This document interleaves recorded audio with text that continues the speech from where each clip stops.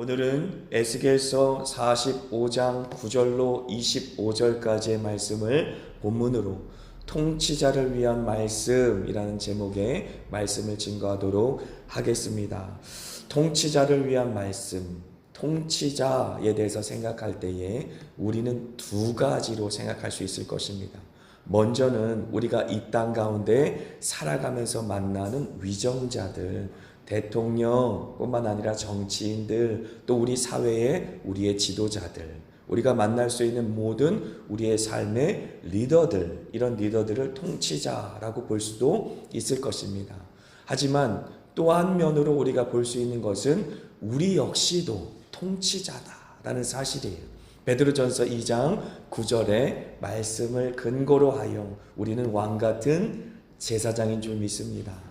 하나님께서 인간을 만드셨을 때부터 이 땅 가운데 생육하고 번성하고 온 땅에 충만하여 주님의 뜻대로 이 세상을 다스리도록 그렇게 통치자로 우리를 삼으셨던 것이지요.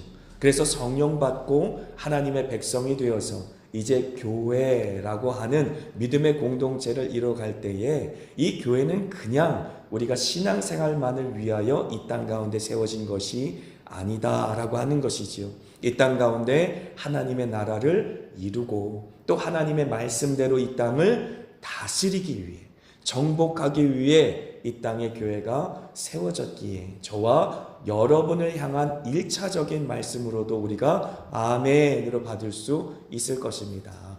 그래서 우리가 위정자들을 위해서 기도할 때도 이 말씀을 근거로 하여 중보할 수 있겠지만 우리의 삶을 돌아보며 기도할 때도 이 말씀을 적용시키며 기도할 수 있기에 두 가지의 측면으로 우리가 이 말씀을 바라볼 수 있다라고 하는 그 말을 먼저 전제로 하고 시작하게 됩니다. 자, 그 전에 혹시 제가 에스겔서 이제 이해할 때에 특별히 40장부터 48장 끝날 때까지 성전의 환상에 대해서 어떻게 이해하면 좋다고 말씀을 드렸는지 다시 한번 정리를 좀 해봅니다. 첫 번째는 예수님의 첫 번째 성육신으로 이 땅에 오심으로 성취된 사건이다 라고 이해하면 좋다라고 말씀을 드렸습니다. 그래서 역사적으로 이미 성취된 사건이다 라고 이해하는 것이지요. 이 세 가지의 관점 모두를 갖고 에스겔서의 성전 환상을 이해해야 비로소 퍼즐이 맞춰진다라고 하는 것이고, 종말을 살아갈 때에 우리가 사도신경 혹시 다 기억하고 계시죠? 우리가 주일날 예배 시간을 축소하다 보니까 사도신경이든 교동문이든 우리가 같이 고백하지 않고 지금 진행되고 있어서 사도신경 잊어버릴 가능성이 좀 있는데, 사도신경에 뭐라고 고백하냐면 거룩한 공교회와 성도가 서로 교통하는 것과 라는 이제 믿음의 고백을 합니다. 이럴 때 거룩한 공교회라고 하는 단어는 영어로 The Holy Catholic Church라고 말씀을 드렸어요.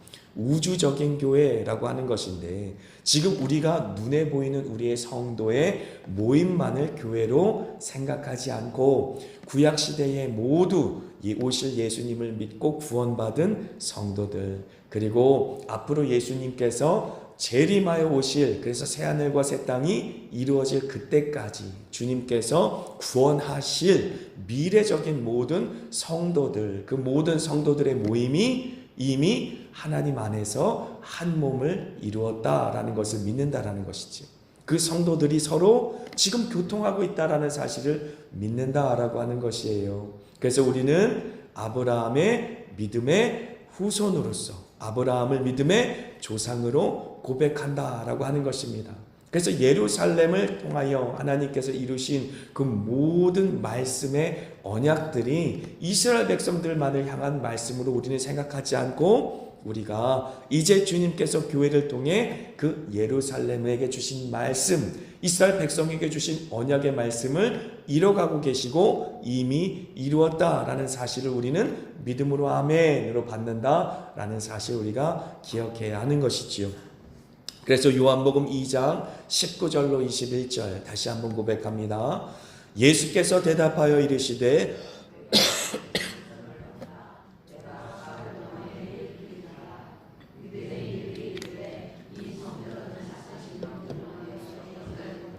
내가 3일 동안에 일으키겠느냐 하더라. 그러나 예수는 성전된 자기 육체를 가르켜 말씀하신 것이라 라고 말하는 것이죠.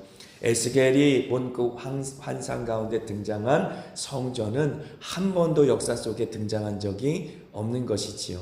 하지만 그 성전의 환상은 이미 오신 예수 그리스도, 하나님께서 약속하신 말씀대로 이 땅 가운데 오신 메시아, 바로 기름 부음 받은 자를 통해 영원한 왕이 되시고 완전한 제사장이 되시고 그리고 하나님의 말씀을 온전히 성취하신 선지자가 되신 기름 부음 받은 그리스도가 이 땅 가운데 오심으로 말미암아 온전히 이루어졌다라고 하는 것이지요. 그래서 우리는 이미 역사적으로 이루어진 진리의 말씀으로 에스겔서의 성전의 환상을 이해할 필요가 있는 것이지요. 뿐만 아니라 아직도 지금도 이루어지고 있는, 현재적으로 이루어지고 있는 하나님의 나라, 하나님의 성전, 하나님의 거룩한 공교회, 성도의 연합을 우리가 바라볼 수 있는 믿음의 시각 역시 우리에게 있어야 합니다. 성령이 오심으로 말미암아 주님께서 이 땅에 교회를 세우심으로 에스겔의 성전은 이루어 가고 있는 것이고 우리가 현재적으로 경험할 수 있는 신앙의 유익인 것입니다. 고린도전서 3장 16절 같이 읽습니다. 너희는 너희가 하나님의 성전인 것과 하나님의 성령이 너희 안에 계시는 것을 알지 못하느냐. 우리 개인적으로 성령을 받았기에 그 영광스러운 하나님의 영광, 그 셰카이나 영광이 우리의 지성소 같은 마음속에 임하였기에 우리의 몸이 하나님이 거하시는 성전이 되었다. 그리고 에베소서 2장 22절 같이 고백합니다. 너희도 성령 안에 하나님이 거하실 처소가 되기 위하여 그리스도 예수 안에서 함께 지어져 가느니라. 할렐루야. 우리가 성령 받은 모든 믿음의 성도들이 함께 지어져 간다라고 하는 것이지요. 그래서 거룩한 공교회라고 하는 그림이 있어야 우리 에스겔서의 성전 환상을 이해할 수 있는 것입니다. 과거에는 이제 오실 예수님을 믿고 우리 구원받은 성도들, 또 오신 예수님을 통해 구원받은 많은 성도들, 그리고 초대교회 이제 성령이 오심으로 말미암아 이 땅 가운데 성령 받은 모든 사람들이 함께 지어져가는 그 아름다운 하나님의 언약이 성취되는 그림이 우리의 머릿속에 있어야 에스겔서의 성전의 환상을 우리가 잘못 이해하지 않고 성경적으로 또 구속사적으로 예수 그리스도의 복음 안에서 이해할 수 있는 것입니다. 그리고 세 번째는 예수님께서 다시 오심으로 말미암아 재림 때에 이 땅 가운데 이루어질 새 하늘과 새 땅을 통해 주님께서 완성하실 그림이 우리 가운데 있어야 에스겔서의 성전의 환상을 우리가 온전히 이해할 수 있는 것입니다. 계시록 21장 22절과 23절 같이 읽습니다. 성 안에서 내가 성전을 보지 못하였으니 이는 주 하나님 곧 전능하신 이와 및 어린 양이 그 성전이심이라. 그 성은 해나 달의 비침이 쓸데없으니 이는 하나님의 영광이 비치고 어린 양이 그 등불이 되심이라. 할렐루야. 천국 하나님의 나라는 주님이 다시 오심으로 말미암아 이 땅과 온전히 하나가 되는 것이 아닙니까? 다시는 이제 육신적으로 만든 세상이 있지 않고 다시는 흙으로 빚은 육체가 있지 않고 하나님께서 빚으신 부활의 몸과 새하늘과 새 땅이 이 세상과 온전히 하나 되어질 때 그때는 성전이 필요가 없고 우리 하나님과 어린 양 되신 예수 그리스도께서 마치 우리에게 믿음의 사람들에게 장막을 비시듯이 그 품을 우리에게 내어주시고 그 품에 안긴 모든 믿음의 성도들이 그 성전 안에 거룩한 하나님의 영광을 날마다 바라볼 것이다 라고 하는 것이죠. 새하늘과 새 땅 구석구석에 그 영광이 미치지 않는 곳이 없다라고 하는 것입니다. 온 새하늘과 새 땅에 그 영광이 가득할 것이다 라고 약속하고 있는 것입니다. 이 밑그림을 가지고 오늘 본문의 말씀을 이해하셔야 정확하게 이해할 수 있을 것입니다. 예수 그리스도 안에서, 또 예수의 몸된 교회라는 공동체 안에서, 또 예수님께서 다시 오실 그 언약 속에 완성될 그 새하늘과 새 땅, 그 그림 안에서 우리의 오늘 본문의 말씀을 이해할 때에 온전히 이해할 수 있을 것입니다. 그래서 다시 한번 여러분의 마음속에 복습하고 이 말씀 속으로 들어갑니다. 오늘은 통치자들을 위한 말씀이다 라고 말씀을 드렸어요. 그래서 에스겔서 45장 9절로부터 16절까지는 그 통치자들은 반드시 공의와 정의로 말미암아 이 땅을 그 자신의 그 모든 통치를 이제 이뤄가야 한다. 그러므로 통치자들은 공의와 정의가 회복돼야 된다라고 말하고 있는 것입니다. 그래서 이제 우리가 이 말씀을 받을 때에는 9절부터 16절의 말씀을 두 가지 의미로 받을 수 있다라고 말씀드렸죠. 이 땅에 우리가 기도하는, 중보하는 통치자들을 위해서 기도할 때도 공의와 정의가 회복되게 해달라고 기도할 필요가 있는 것이고, 우리를 통해 하나님의 나라, 하나님의 통치가 우리 가정에서, 우리 사업장에서, 삶 속에서 이루어질 때에도 하나님의 다스림, 하나님의 통치가 공의 가운데, 정의 가운데 나를 통해 이루어지게 하여 주시옵소서. 우리 청소년 같으면 학교 가서도 마찬가지. 학교 가서도 나의 존재를 통해 하나님의 공의와 정의가 내가 있는 학교에서 이루어지게 하여 주옵소서라고 기도하면서 그렇게 사역하듯이 삶을 살아갈 필요가 있는 것이지요. 왜냐하면 공의 그리고 정의의 회복은 삶에 초점을 맞추지 않습니까? 우리 삶이 공의롭고 정의롭게 회복돼야 된다라고 주님 말씀하시면서 그 초점을 계속해서 어떻게 보면 조금 더 좁혀가고 있는데 예물에 초점을 맞추고 있어요. 예물. 하나님께 드리는 예물에 초점을 맞춥니다. 우리의 삶의 그 모든 공의와 정의의 회복을 이야기하시면서 더 narrow down이라는 단어를 쓴다면 조금 더 좁혀서 예물에 초점을 맞춥니다.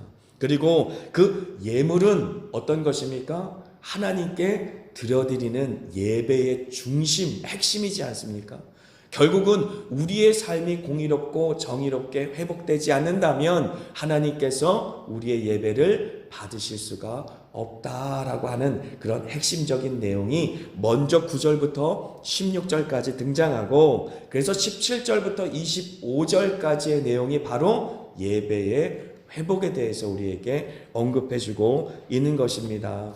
그래서 한번 보세요. 11절 말씀 읽었지만 11절 말씀 한번 같이 볼까요? 11절 말씀 보면 에바와 밭은 그 용량을 동일하게 하되 호멜의 용량을 따라 밭은 10분의 1 호멜을 담게 하고 에바도 10분의 1 호멜을 담게 할 것이며 라고 곡식과 또 이제 어떻게 보면 액체를 담는 단위에 대해서 이야기하고 있습니다. 예배를 드려야 되는데, 하나님 앞에 예배를 드려야 되는데 정결한 예배, 성결한 예배를 드리기 위해서 속이지 말라라는 것이, 거짓의 삶을 버려라, 너희의 공의와 정의를 회복해라 라고 하는 것이지요. 그래서 실질적으로 우리가 예배를 드리기 위해서는 곡식을 빻아서 구운 가루로 또 하나님 앞에 예배를 드리기도 하고, 포도주와 또 어떻게 보면 액체로 된 기름을 주님께 부어서 예배를 드리기도 하는데, 이스라엘 백성들은 어떻게 했다는 것이에요? 그 단위를 속였다는 것이. 이제 통치자들이 하나님 앞에 예배를 드려야 되는데 그 통치자들의 마음이 부패하여서 그 단위를 속였다라고 하는 것이지요. 에바라고 하는 것은 곡식이나 가루를 이제 측량하는 것인데, 예전에 우리나라도 이제 대 같은 거 있었잖아요. 이렇게 네모난 그릇이 있어서 콩이나 쌀, 조, 수수 이런 곡식은 그렇게 이제 네모난 그릇으로 이제 측량을 했던 것처럼 이스라엘 백성들도 그렇게 에바로 측량을 했는데 굉장히 커요. 22리터니까 상당히 큰, 우리가 생각하는 되나 이런 것보다 훨씬 큰 용량입니다. 22리터. 그리고 밭, 여기서 밭이라고 나오는 밭은 액체를 이제 어떻게 보면 측량하는 도구입니다. 22리터 똑같습니다.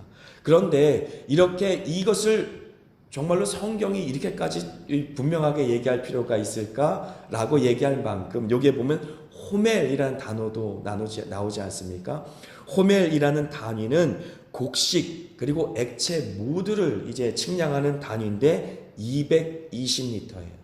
근데 꼭 10배가 되는 단위죠. 그러니까 뭐라고 나와 있어요? 밭은 10분의 1 호멜을 담아라 라고 말하며 정확한 수치를 지금 하나님께서 이스라엘 백성들에게 회복하기를 원하시는 것이지요. 예배를 드리되 예배에 빠질 수 없는 것이 예물 아닙니까? 그 예물을 측량하는 단위 자체가 거짓이다라는 것이지요. 너희의 삶에 공의와 정의가 회복돼야 거짓 없는 예배, 순결한 예배를 드릴 수 있다라고 말하는 것이니 우리 삶에 적용할 때에도 하나님 앞에 드려지는 우리의 삶이 항상 정직해야 된다. 항상 성결해야 된다라고 주님 말씀하고 계시는 것이지요. 하나님의 성품 자체가 인테그리티라는 단어를 씁니다. 이것은 사람에게 있는 성품이 아니에요. 오직 하나님께만 있는 성품인데 이 인테그리티, 하나님께서 보시기에 좋았더라 말씀하셨던 그 온전한 정직과 온전한 성실의 모습으로 우리가 삶을 살아갈 때에 그 삶을 주님께서 달아보시고 그리고 흠없고 거짓 없고 그리고 불결하지 않은 우리의 예배를 주님께서 온전히 받으실 수 있다라고 하는 그런 의미입니다. 12절 보여주시죠.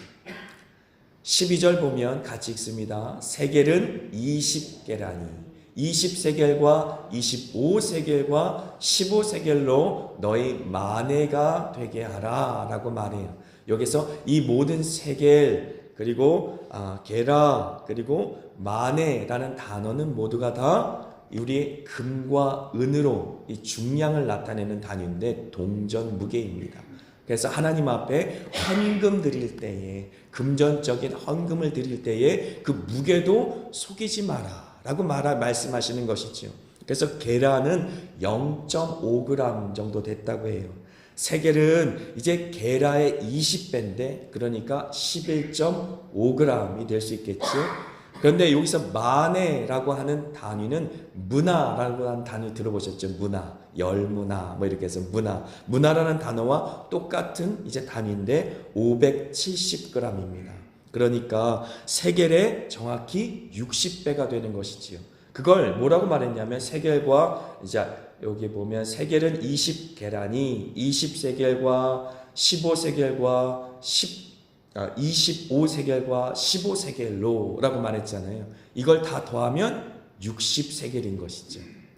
이해되십니까? 20세겔, 25세겔, 15세겔을 다 더하면 60세겔인 것이죠. 그러니까 정확히 이제 만해라고 하는 단어는 정확히 세겔의 60배가 되는 것입니다.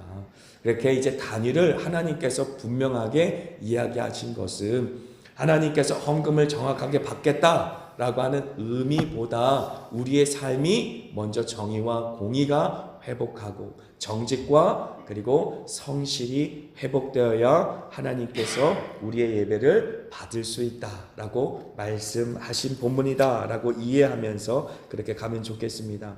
여러분 생각해 보십시오. 통치자가 세금도 많이 속이고 그리고 사람들을 이제 이 다스리는 리더들이 많은 돈을 갖고 이제 장난을 하면서 자신의 이익을 축적하는 것을 우리가 많이 경험하지 않습니까? 교회도 마찬가지.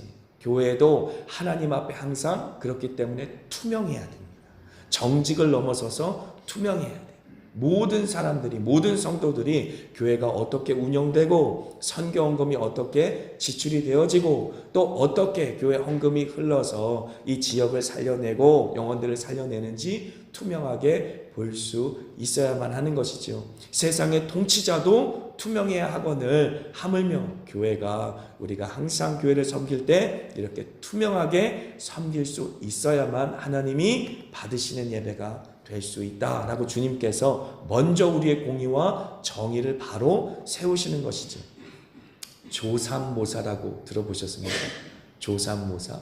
옛날에 이 중국의 이 격언 중에 하나인데 저공이라는 사람이 주인공이에요. 그 저공이라는 사람이 원숭이를 키우는데 아침에 이제 도토리가 모자라서 이제 도토리가 점점 줄어서 이제 좀 적게 줘야 돼서 아침에 3개 주고 저녁에 4개 줄게. 그랬더니 원숭이가 막 화를 냈대요. 그러면 바꿔서 내가 아침에 4개 주고 저녁에 3개 줄게. 그랬더니 좋다고 원숭이가 막 그랬다는 이야기예요. 그러니까 우리가 볼 때에 이런 원리를 가지고 이제 어떻게 보면 통치자들이, 리더들이 많이 백성들을, 국민들을 우롱하고 속이는 일들이 옛날부터 지금까지 있다는 얘기입니까? 없다는 얘기입니까? 있다는 얘기예요. 그러므로 교회에서 리더격에 서 있는 사람들이 항상 이 땅 가운데 살아가면서 이 말씀을 우리가 믿음으로 아멘으로 받아서 성결한 모습으로, 정직한 모습으로 살아야 될 줄 믿습니다. 뿐만 아니라 우리가 리더가 아니라 할지라도 항상 리더들을 위해서 기도해야 되는데, 디모데전서 2장 1절로 2절 말씀 우리가 같이 한번 읽습니다. 그러므로 내가 첫째로 권하노니 모든 사람을 위하여 간구와 기도와 도고와 감사를 하되 임금들과 높은 지위에 있는 모든 사람을 위하여 하라. 이는 우리가 모든 경건과 단정함으로 고요하고 평안한 생활을 하려 함이라. 그래서 1차적으로 우리가 이 땅 가운데 통치자들, 위정자들을 위해서 기도할 때에 그들을 위해서 간구, 기도, 도고, 감사를 해라. 간구는 supplication이라는 단어를 썼어요. 간절한 마음으로 하나님께 탄원하는 것이에요. 하나님 도와주세요. 붙들어 주세요. 힘들고 긴박한 상황 가운데 하나님께서 그들의 영혼을 붙들어 주시사 정직하게 살아갈 수 있도록, 우리나라를 잘 통치할 수 있도록, 또 교회를 잘 이끌어가는 리더의 역할을 감당할 수 있도록 간절히 간청하는 기도가 필요하다. 그래서 강청이라는 말이 더 잘 어울리는 단어입니다. 기도는 하나님과 동행하는 모든 성도들이 일상적으로 해야 되는 모든 기도를 일컫고, 또 이제 도고라고 하는 단어는 intercession이라는 단어로 영어로 표현할 수 있어요. 그 의미는 뭐냐면 중보기도입니다. 하나님과 이 땅 가운데 죄인들 중간에 서서 죄인들의 구원을 위해서 간구하는 것이죠. 위정자들이, 또 교회 리더들이 잘못된 길을 간다 할 때 그들을 비판하고 원망하고 끝나는 것이 아니라 그들을 위해 간절히 중보하여서 회개할 수 있도록 그렇게 중보하는 기도가 우리 가운데 있어야 하는 것이지요. 그리고 감사는 영어로 thanksgiving이에요. thanksgiving. 미리 감사하는 것이죠.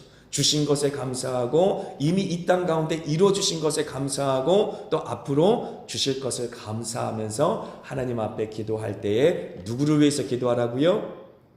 위정자들을 위해, 통치자들을 위해, 이 땅에 권세를 잡은 리더들을 위해, 그리고 교회에 있는 리더들을 위해서도 기도해 줘야 될 줄 믿습니다. 그렇다면 무엇을 위해, 어떻게 기도할까? 2가지로 제가 정리해 드립니다. 첫 번째는 그 모든 리더들, 통치자들의 성결, 바로 정의와 공의를 위해서 기도해라 라고 하는 것이죠. 9절 말씀 다시 한번 읽습니다. 우리말 성경으로 한번 읽겠습니다. 나 주 여호와가 이렇게 말한다. 이스라엘 왕들아, 이제 그만하라. 너희는 부정과 폭력을 버리고 정의와 의로움을 행하며 내 백성들에게서 빼앗는 일을 중지하라. 나 주 여호와의 말이다 라고 말하는 것이지요. 왜 제가 우리말 성경으로 했냐면 9절의 말씀 개역 개정에는 뭐라고 말하냐면 주 여호와께서 이같이 말씀하셨느니라. 이스라엘의 통치자들아, 너희에게 만족하니라 라고 되어 있어요. 어떻게 이해하면 너희들에게 만족한다라는 말이 오해를 불러올 수 있기 때문에 그렇습니다. 통치자들이 잘하고 있기 때문에 하나님이 보실 때 하나님의 마음을 흡족하게 했다는 뜻이 아닙니다. 잘못 오역한 것이고, 만족하니라 이 말은 죄가 가득 차서 더 이상 그만했으면 좋겠다라고 말하는 것이에요. 그래서 이제 그만해라 라고 하는 말과 이제 우리말 성경이 훨씬 더 의미를 잘 번역한 것이지요. 이 말씀을 그대로 44장 6절에 똑같이 말하고 있는데 에스겔서 44장 6절엔 이렇게 말해요.